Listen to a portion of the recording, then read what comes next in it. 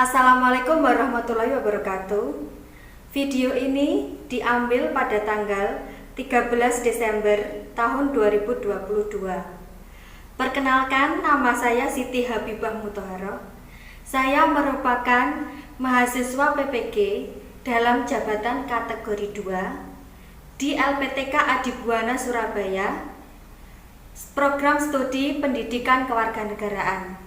Saya merupakan guru pendidikan kewarganegaraan di SMA Negeri 1 Karangan Trenggalek. Video pembelajaran kali ini memuat tentang materi kelas 12, yaitu tentang dinamika pelanggaran hukum. Adapun model pembelajaran yang saya gunakan adalah model pembelajaran problem based learning. Semoga video ini bisa bermanfaat dan selamat menyaksikan. Assalamualaikum warahmatullahi wabarakatuh. Waalaikumsalam warahmatullahi wabarakatuh. Bagaimana kabar kalian? Sehat semua? Sehat. Oke, baik.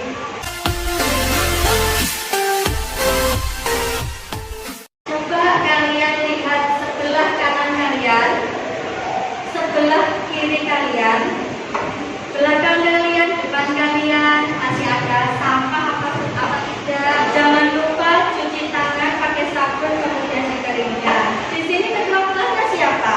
Silakan dipimpin doa dulu ya. Siap. Doa buat.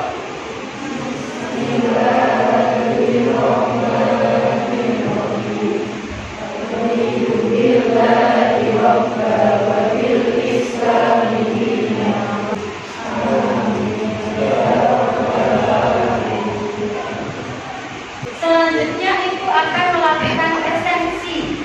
Nah, Ibu mau bertanya, di sini yang tidak masuk siapa hari ini? Tinggal ya. Tidak ada yang dispen. Hari ini Ibu akan bertanya kepada kalian. Kemarin kita mempelajari apa anak-anak? Siapa yang berani? Oke. Namanya siapa? Elsa absen 9. Silakan.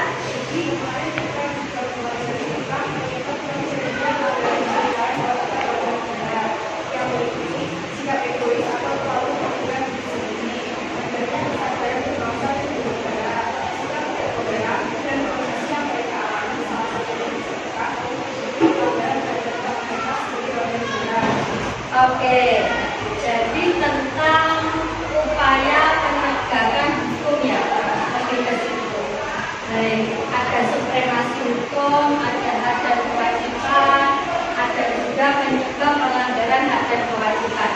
Selanjutnya, Ibu ada kata-kata motivasi.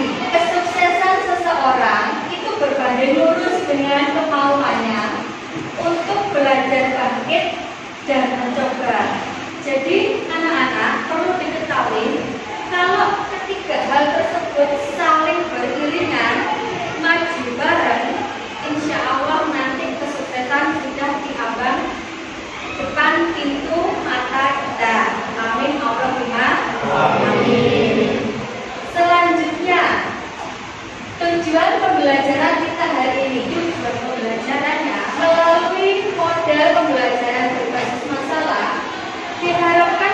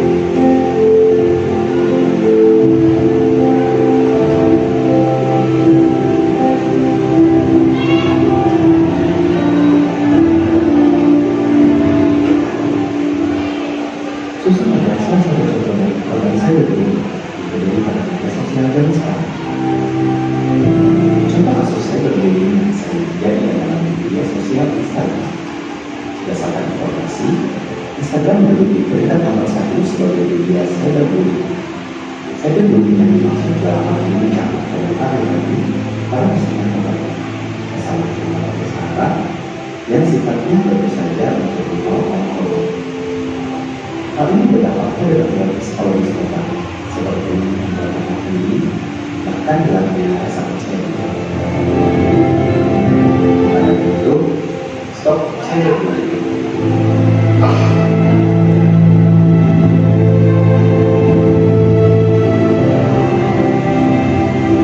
Bagaimana perasaan kalian?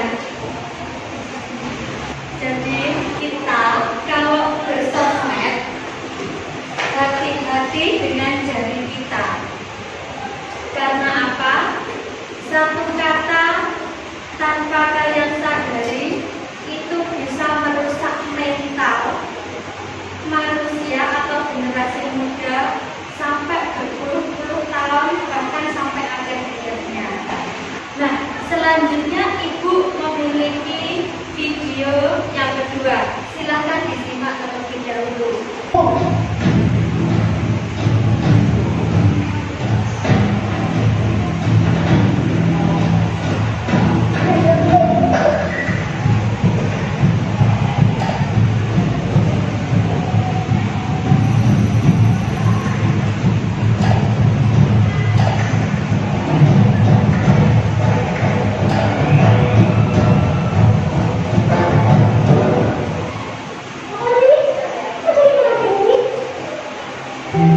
Kejadian yang sebenarnya bukan seperti apa yang mereka lihat. Jangan kedua sesuatu untuk benar dengan hoax dan stop hoax. Jadilah bangsa yang cerdas dalam menengok berita yang ada.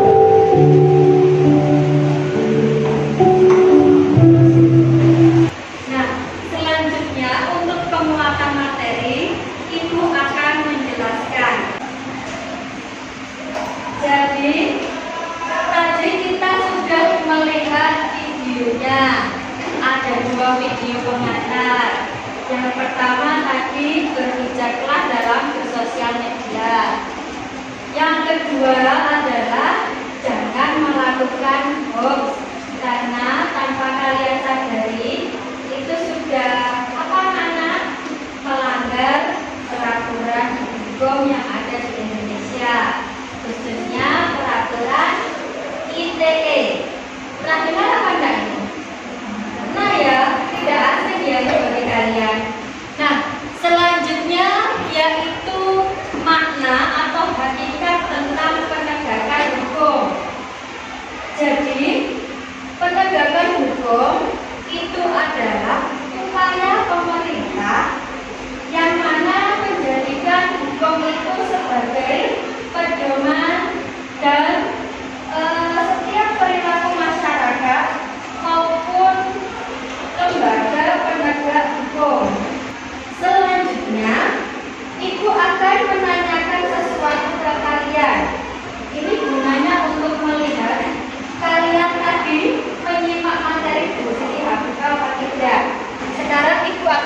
menanyakan, apa sih yang dimaksud dengan penegakan hukum? Siapa yang berani menjawab? Saya, Bu. Oke, baik. Penegakan hukum adalah salah satu upaya untuk menjadikan hukum sebagai pedoman dalam setiap perilaku masyarakat maupun aparat atau lembaga penegakan hukum. Penegakan hukum merupakan syarat terwujudnya perlindungan hukum. Coba kita cocokkan dengan jawaban Cahya. Penegakan hukum adalah salah satu upaya untuk menjadikan hukum sebagai pedoman dalam setiap perilaku masyarakat maupun aparat atau lembaga penegak hukum. Jawabannya Cahya benar apa tidak? Benar.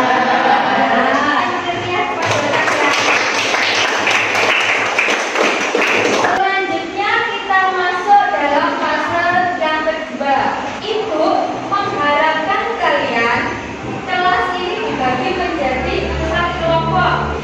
Karena ini siswanya hanya 20, jadi satu kelompok berisikan 5 anak. Itu mengharapkan kelompoknya itu heterogen. Silakan duduk sesuai dengan kelompok masing-masing. Aku membentuk kelompok dulu ya. Silakan.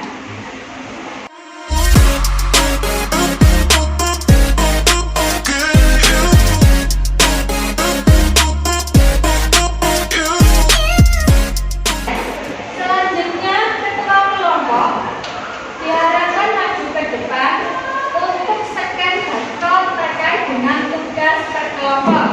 Silahkan maju ke depan, scan barcode-nya, kerjakan sesuai dengan petunjuknya. Ibu beri waktu sekitar 30 menit mulai dari sekarang.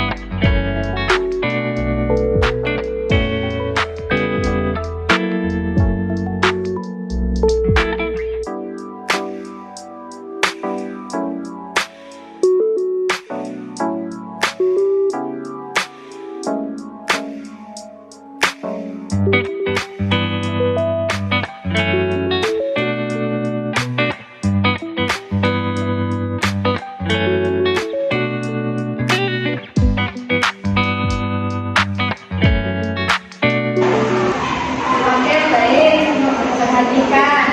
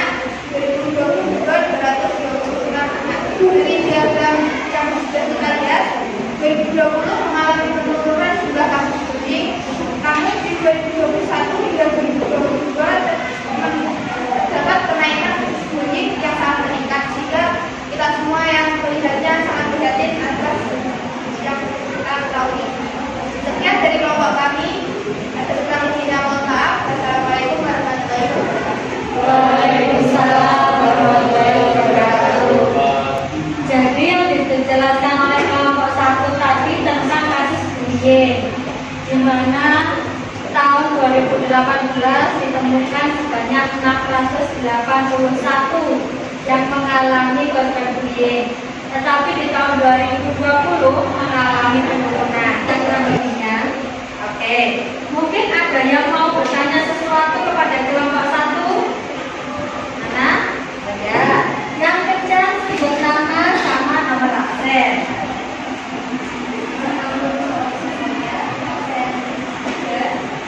Pertanyaannya, bagaimana penyelesaian dari kasus yang kalian angkat? Bagaimana penyelesaian kasus yang kalian angkat? Oke, baik. Bagaimana, langsung dijawab atau didiskusikan dulu? Langsung dijawab, praktekkan ya. Dan ya,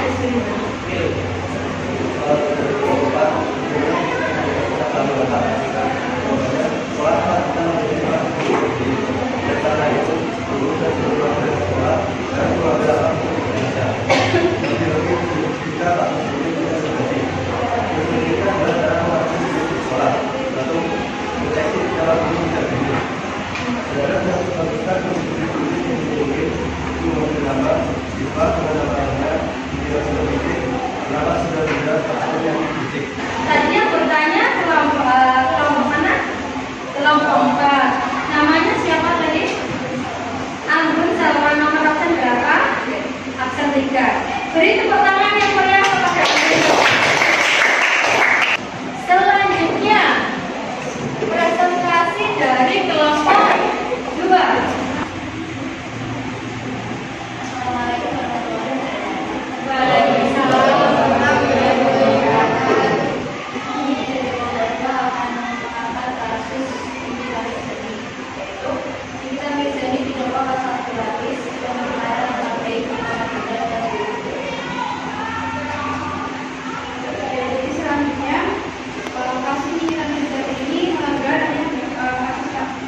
Pelanggaran asasi manusia, yaitu berdasarkan syarat Pancasila. Yang pertama, konstitusi kita tersebut melanggar Pancasila nomor 2 dan 3, yaitu kemanusiaan yang adil dan beradab dan bersama di Indonesia. Karena melakukan tindak pidana pencemaran nama baik memiliki banyak dampak yang tentunya akan merugikan diri sendiri dan orang lain. Dan kemudian materi dalam materi, diantaranya membutuhkan kebebasan berekspresi, menghambat kinerja seseorang, merusak popularitas, dan karir yang membuat korban atau pelaku menjadi tidak nyaman.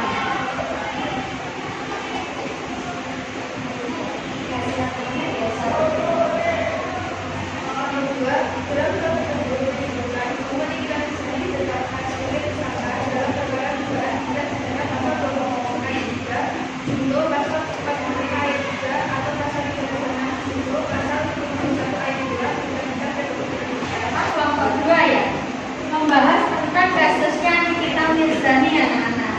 Ini yang bermasalah dengan Dito Mahendra. Itu kalau tidak salah suaminya dari Nindi Ayunda. Ya, seperti itu. Kasusnya adalah pencemaran nama baik. Nah, yang bertanya namanya siapa? Boleh menanya. Dari kasus yang kalian angkat mengambil pasal berapa dan berapa? Jawab dari pertanyaan dari kelompok 1.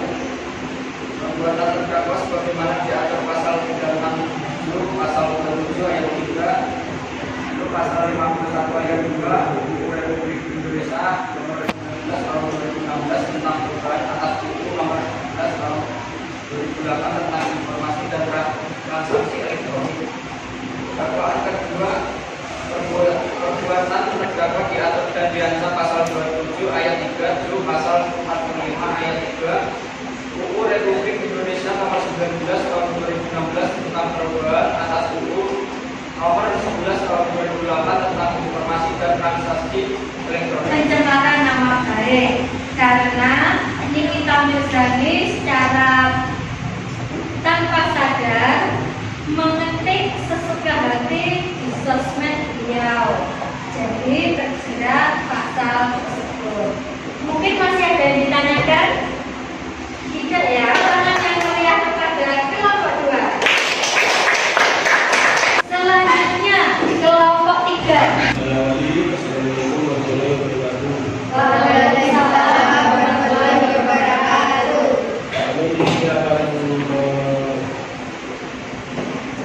mempresentasikan hasil kerja kelompok kami, yaitu kasus KDRT.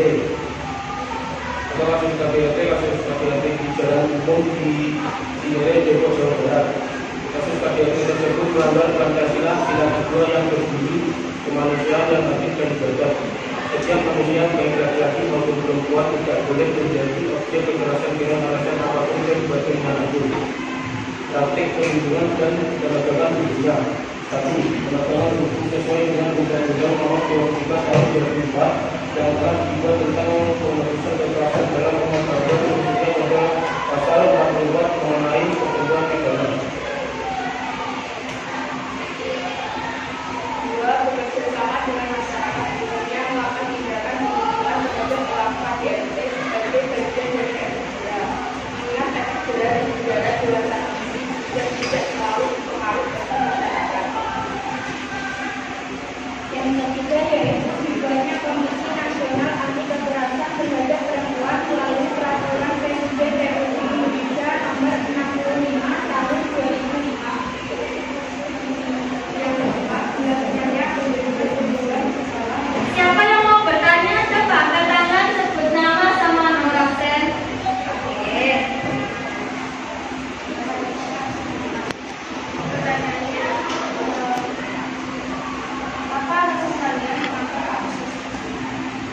apa alasan kalian mengangkat kasus tersebut? Padahal masih banyak kasus-kasus yang lain di lingkungan generasi muda mungkin ya. Mau diskusikan dulu, mau dilempar atau bagaimana? Diskusikan dulu, oke? Oke, Ustaz. Jadi saya akan memulai alasan kami mengangkat kasus tersebut yaitu kasus KDRT karena tindak kekerasan dalam hal ini bukan hanya secara fisik, namun lebih karena faktor lingkungan, ekonomi, dan kemanusiaan keluarga. Terdapat beberapa kasus terjadi yang diduga orang tuanya atau salah satu dari kedua orang tuanya melakukan bekerja karena alasan ekonomi dan sulitnya mencari pekerjaan di daerahnya. Kami mengangkat kasus ini karena ingin menjauh mengetahui dampak yang diakibatkan oleh adanya kekerasan baik fisik ataupun psikis yang menimpa anak-anak sebagai anggota keluarga. Beri tepuk tangan yang meriah kepada Eris ya. Kelompok yang terakhir, sebelum maju ke depan, kami akan memberi semangat terlebih dahulu. Cepat beri tepuk tangan yang meriah kepada kelompok 4. Assalamualaikum warahmatullahi wabarakatuh. Waalaikumsalam warahmatullahi wabarakatuh. Kami dari kelompok 4 akan mempresentasikan kasus pelanggaran hukum pidana. Sebelum kita masuk ke contoh kasus pelanggaran, kita harus mengerti dulu pengertian hukum pidana. Hukum pidana adalah hukum yang mengatur tentang pelanggaran dan kejahatan pengumum larangan dan sanksi. Dasar hukum pidana antara KUHP, hukum luar KUHP, dan hukum adat yang berlaku. Kemudian kami juga perlindungan hukum adalah segala upaya yang dilakukan oleh hukum untuk melindungi hak dari subjek hukum agar hak tersebut tidak dilanggar. Kami mengambil contoh 3 kasus pelanggaran hukum. Pertama, kasus Antasari Azhar. Kasus pembunuhan berencana yang didapat oleh Antasari Azhar pada Residen pada tanggal 15 Februari 2009 di daerah Jakarta Selatan. Dalam kasusnya, Antasari Azhar dari pasal 210 KUHP dengan ancaman maksimal 6 tahun. Kasus kedua yaitu pembunuhan terhadap anak sekolah. Pembunuhan masih melakukan beberapa sekat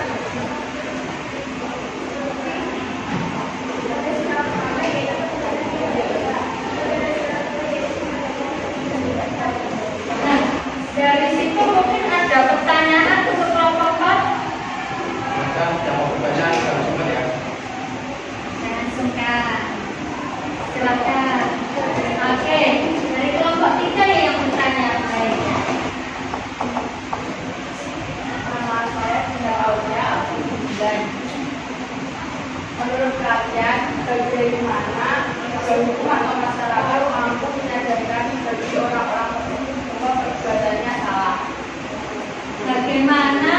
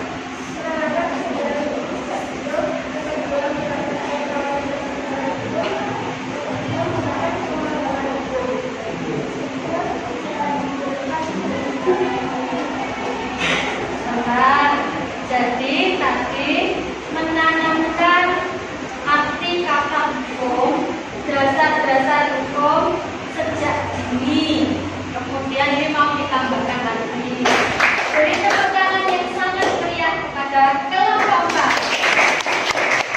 Terima kasih. Jika ada salah kata, mohon maaf. Wassalamualaikum warahmatullahi wabarakatuh. Waalaikumsalam warahmatullahi wabarakatuh. Silakan. Saya rasa diskusi kali ini cukup meriah ya. Oke.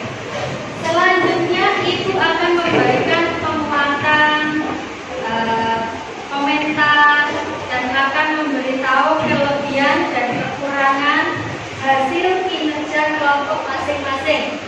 Untuk kelompok 1 dulu ya. Kelompok 1 tadi sudah sesuai dengan tema. Kasus yang diangkat sudah menarik.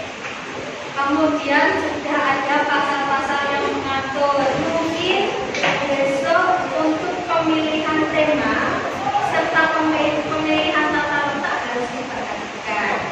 Oke, baik. Terima kasih. Beri tepuk tangan yang meriah kepada kelompok. Untuk kelompok 2, diskusi sangat lancar, aktif sekali, warna, tema, dan tata letak sudah sesuai. Kekurangannya ada siswa mungkin yang kurang sehat, jadi tidak bisa berdiskusi secara aktif. Tidak apa-apa, ini bisa dibuat perbaikan di depan. Beri tepuk tangan yang meriah kepada kelompok 2. Selanjutnya kelompok 3. Kelompok 3 tadi sempat itu ya, menjelaskan diskusi dengan baik, sudah bagus. Sudah ada sesi tanya jawab juga ada, bagus. Cuma kekurangannya itu di bagian fokus. Ya, minggu depan ketika presentasi harus lebih fokus dan harus lebih memperhatikan alur diskusi depan. Beri tepuk tangan yang meriah kepada kelompok 4 sudah bagus. Diskusi berjalan baik. Kampanye itu sudah bagus. Untuk perpaduan warnanya itu masih kurang. Sehingga kalau misalnya di cahaya yang redup itu tidak kelihatan. Oke, beri tepuk tangan yang meriah kepada kelompok 4. Selanjutnya kita masuk dalam kegiatan terbentuk.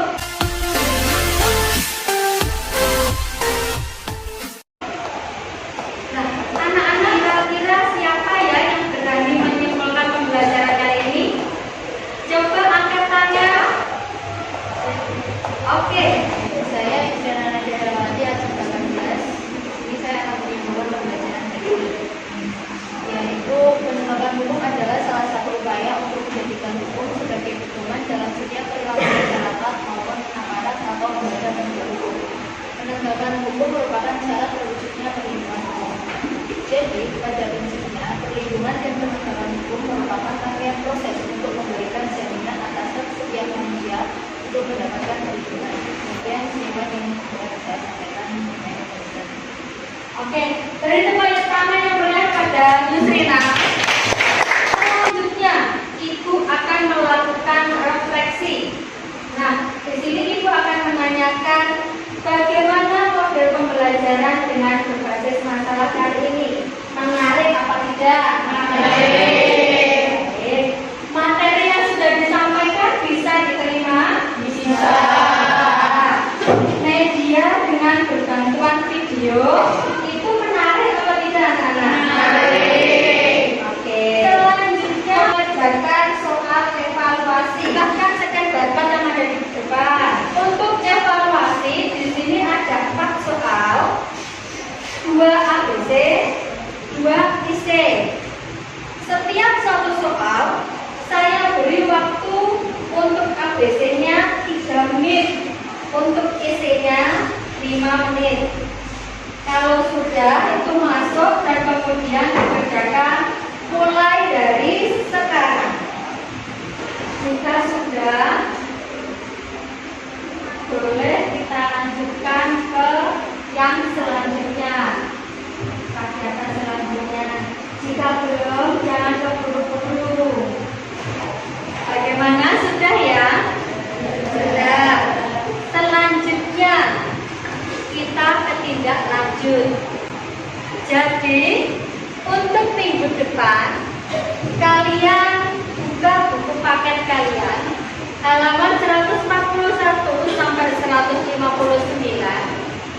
Materinya itu tentang pengaruh kemajuan iptek.